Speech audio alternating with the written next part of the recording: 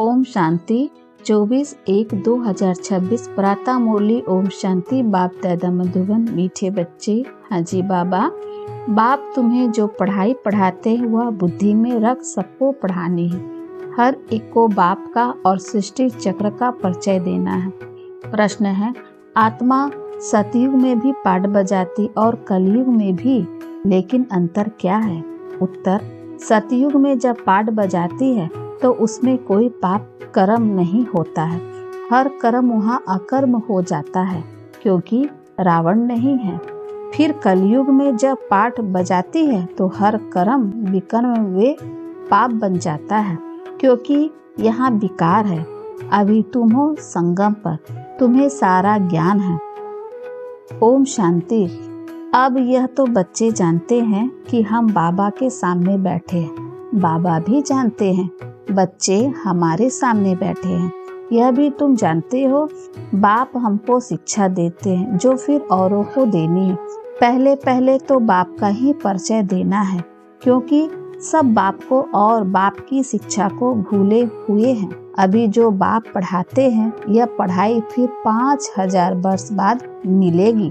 यह ज्ञान और कोई को है नहीं। मुख्य हुआ बाप का परिचय। फिर यह भी समझाना हम सब भाई भाई, सारी दुनिया की जो सब आत्माएं हैं सब आपस में भाई भाई, सब अपना मिला हुआ पाठ इस शरीर द्वारा बजाते हैं। अब तो बाप आए हैं नई दुनिया में ले जाने के लिए जिसको स्वर्ग कहा जाता है, परंतु हम सब भाई पतित हैं, एक भी पावन नहीं।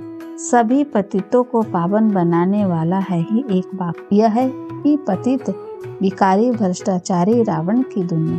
रावण का अर्थ ही है 5 विकार स्त्री में, 5 विकार पुरुष में। बाबा बहुत सिंपल रीति समझाते। तुम भी ऐसे समझा सकते हो तो पहले पहले यह समझाओ हम आत्माओं का वह बाप है। हम सब ब्रदर से पूछो यह ठीक है? लिखो हम सब भाई भाई हैं, हमारा बाप भी एक है। हम सब सेलर्स का वह सुप्रीम सोल, उनको फादर कहा जाता है। यह पक्का पक्का बुद्धि में बिठाओ तो सर्वव्यापी आदि पहले निकल जाए। अल्प पहले पढ़ाना है, बोलो यह अच्छी रीति बैठ लिखो। आगे सर्वव्यापी कहता था, अब समझता हूँ कि सर्वव्यापी नहीं है, हम सब भाई भाई हैं। सब आत्माएं कहती है गॉड फादर परम पिता। पहले तो यह निश्चय बिठाना है कि हम आत्मा है, परमात्मा नहीं है। न हमारे में परमात्मा व्यापक है, सब में आत्मा व्यापक है।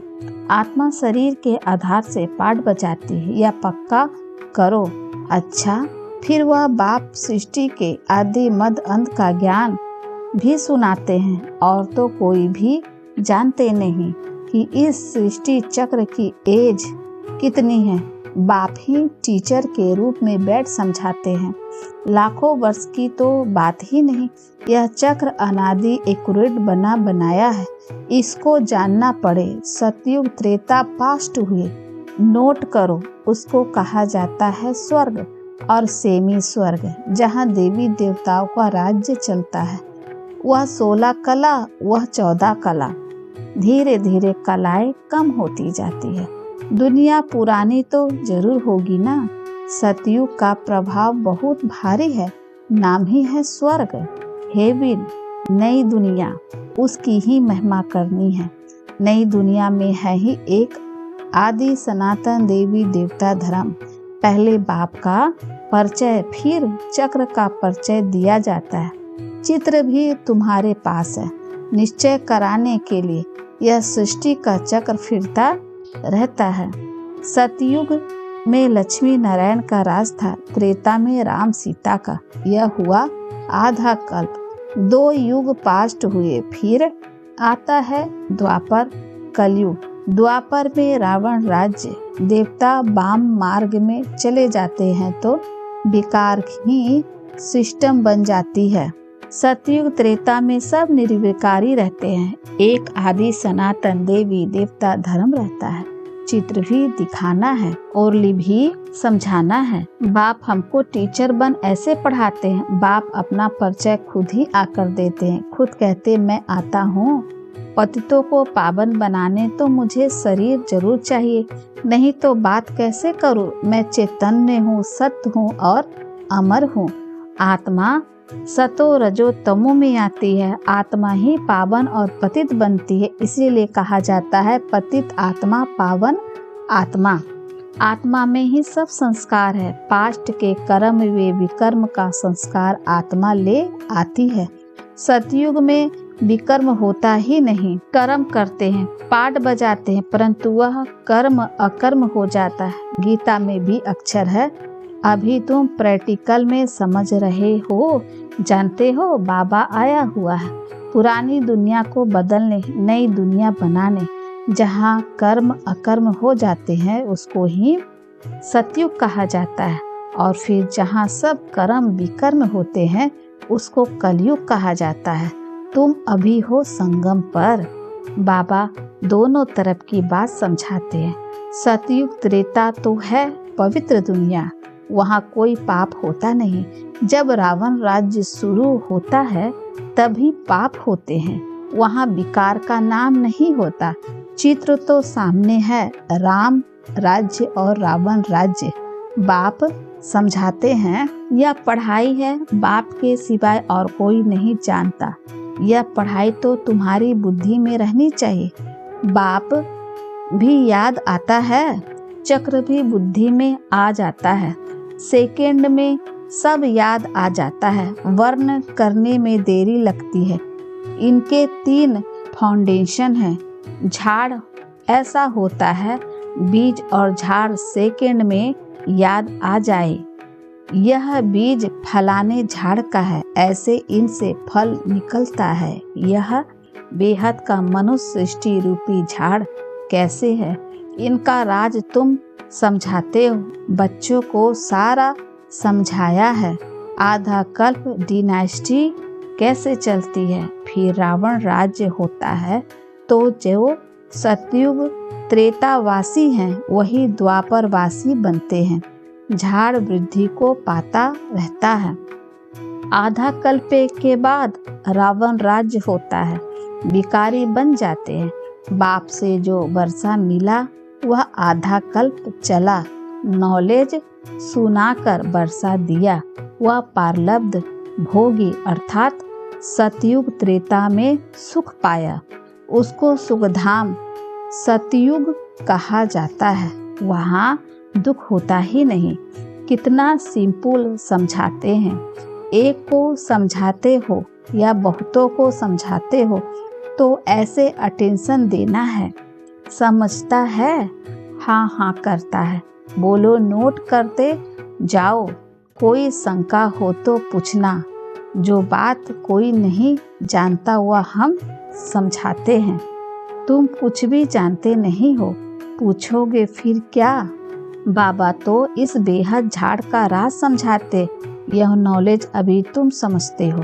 बाप ने समझाया है तुम 84 के चक्र में कैसे आते हो, यह अच्छी रीति नोट करो। फिर इस पर विचार करना है।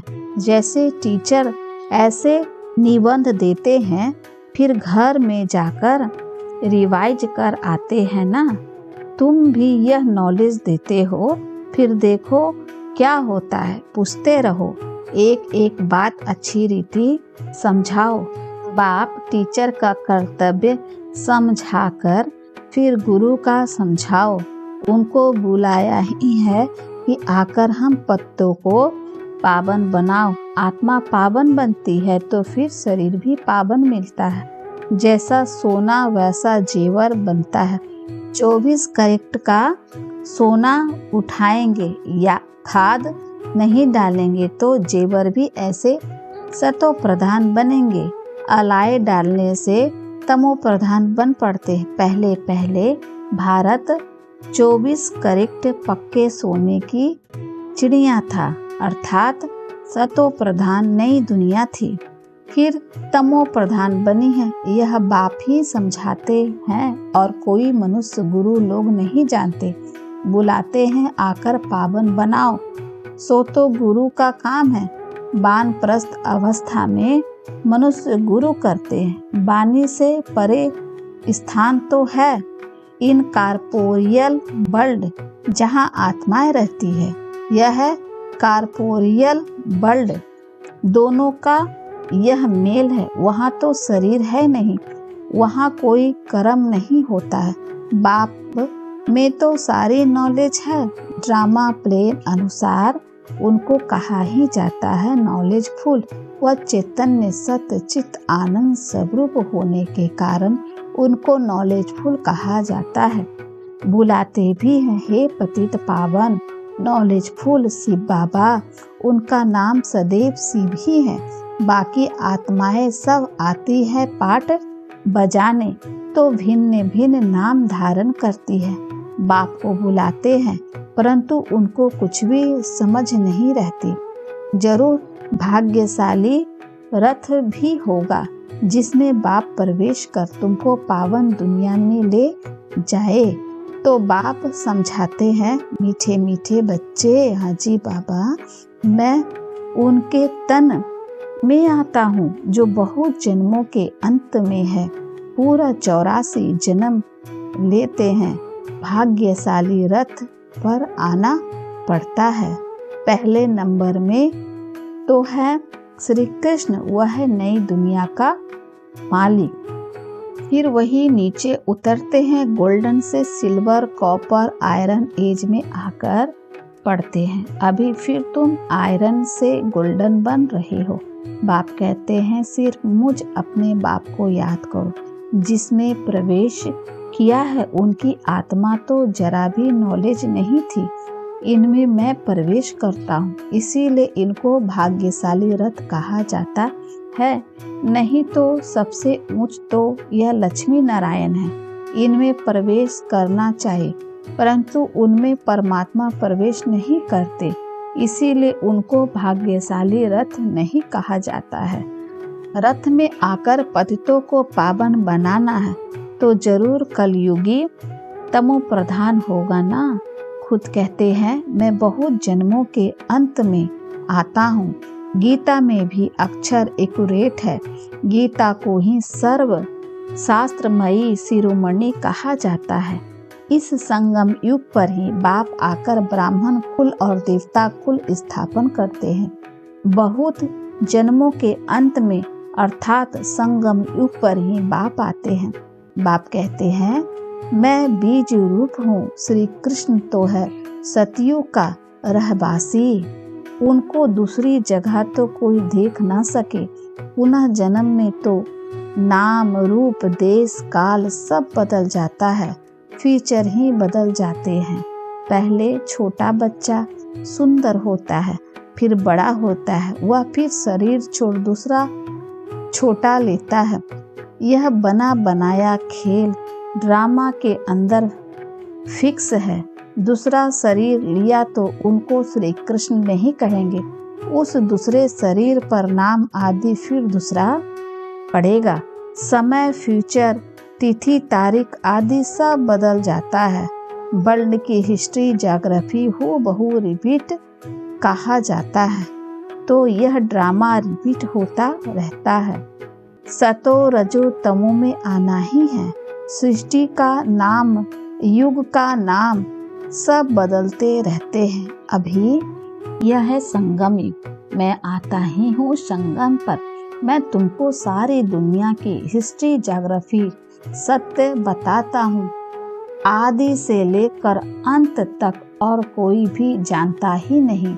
सतयुग की आयु कितनी थी यह पता न होने के कारण लाखों वर्ष कह देते हैं। अभी तुम्हारी बुद्धि में सब बातें हैं। तुम्हें अंदर में यह पक्का करना है कि बाप टीचर सतगुरु है जो फिर से सतो प्रधान बनने के लिए बहुत अच्छी युक्ति बताते हैं। गीता में भी है देह सहित देह के सब धर्म छोड़ अपने को आत्मा समझो। वापिस अपने घर जरूर जाना है।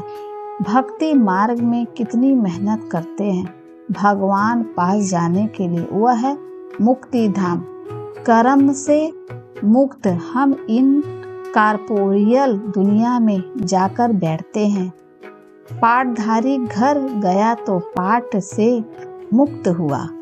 सब चाहते हैं हम मुक्ति पाए, मोक्ष तो किसी को मिल न सके। यह ड्रामा अनादि अविनाशी है। कोई कहे यह पाठ आने जाने का हमको पसंद नहीं, परंतु इसमें कुछ कर ना सके। यह अनादि ड्रामा बना हुआ है। एक भी मोक्ष पा नहीं सकते। वह सब है अनेक प्रकार की मनुष्य मत। यह सिरमत श्रेष्ठ बनाने के लिए मनुष्य को श्रेष्ठ नहीं कहेंगे, देवताओं को श्रेष्ठ कहा जाता है। उन्हों के आगे सब नमन करते हैं तो वह श्रेष्ठ ठहरे ना। श्री कृष्ण देवता है, बैकुंठ का प्रिंस, वह यहाँ कैसे आएगा? ना उसने गीता सुनाई, शिव के आगे जाकर कहते हैं हमको मुक्ति दो। वह तो कभी जीवन मुक्ति जीवन बंधन में आता ही नहीं, इसीलिए उनको पुकारते हैं मुक्ति दो। जीवन मुक्ति भी वह देते हैं। अच्छा, मीठे मीठे सीख लद्दे बच्चों प्रति माता पिता बाप दादा का याद प्यार और गुड मॉर्निंग। रूहानी बाप की रूहानी बच्चों को नमस्ते। हम रूहानी बच्चों की ओर से रूहानी माता पिता बाप दादा को याद प्यार और नमस्ते बाबा, शुक्रिया बाबा, शुक्रिया। धारणा के लिए मुक्तसार है पहला, हम सब आत्मा रूप में भाई भाई हैं। यह पाठ पक्का करना और कराना है। अपने संस्कारों को याद से संपूर्ण पावन बनाना है। दूसरा, 24 करेक्ट सच्चा सोना सतो प्रधान बनने के लिए कर्म अकर्म विकर्म की गुह्य गति को बुद्धि में रख अब कोई भी विकर्म नहीं करना है। वरदान है, घबराने की डांस छोड़ सदा खुशी की डांस करने वाले मास्टर नॉलेजफुल भव। घबराने की डांस छोड़ सदा खुशी की डांस करने वाले मास्टर नॉलेजफुल भव। जो बच्चे मास्टर नॉलेजफुल हैं वह कभी घबराने की डांस नहीं कर सकते। सेकेंड में सीढ़ी नीचे, सेकेंड में ऊपर। अब यह संस्कार चेंज करो तो बहुत फास्ट जाओगे। सिर्फ मिली हुई अथॉरिटी को, नॉलेज को, परिवार के सहयोग को यूज करो। बाप के हाथ में हाथ देकर चलते रहो तो खुशी की डांस करते रहोगे। घबराने की डांस हो नहीं सकती, लेकिन जब माया का हाथ पकड़ लेते हो तो वह डांस होती है। स्लोगन है, जिनका संकल्प और कर्म महान है वही मास्टर सर्वशक्तिमान है। जिनका संकल्प और कर्म महान है वही मास्टर सर्वशक्तिमान है। अव्यक्त इशारे, इस अव्यक्त मास में बंधन मुक्त रह जीवन मुक्त स्थिति का अनुभव करो। मास्टर त्रिकालदर्शी बनकर हर कर्म हर संकल्प करो। वे वचन बोलो तो कोई भी कर्म व्यर्थ वे अनर्थ वाला नहीं हो सकता। त्रिकालदर्शी अर्थात साक्षीपन की स्थिति में स्थित होकर इन कर्म इंद्रियों द्वारा कर्म करेंगे तो कर्म के वशीभूत नहीं होंगे। सदा कर्म और कर्म के बंधन से मुक्त बन अपनी ऊंची स्टेज को प्राप्त कर लेंगे। अच्छा, ओम शांति।